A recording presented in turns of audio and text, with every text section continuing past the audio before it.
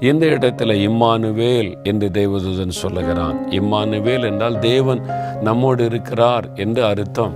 அப்ப நம்ம கூட இருக்கிறார். தாவீதனுடைய வாழ்க்கையில பாருங்க, அவன் யுத்தம் போன இடத்துலலாம் கர்த்தர் அவனுக்கு வெற்றியை கொடுத்தார். கோலியாத்து ஒரு பெரிய மலை போல நிற்கிறான். அது உருவத்தை பார்த்து எல்லாரும் பயந்து ஒதுங்கி நிற்கிறாங்க. ஆனால் தாவீது சிறுவனாய் இருந்த போதில் தைரியமாய் வந்து நிற்கிறான்.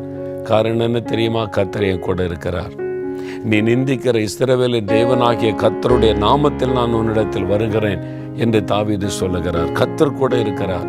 அதனால கோலியாத்தை நான் வீழ்த்துவேன். இந்த கோலியாத்தை என்னை ஜெயிக்க முடியாது. அது மாதிரி அவர் சாதித்ததை நாம் வேதத்திலே வாசிக்கிறோம்.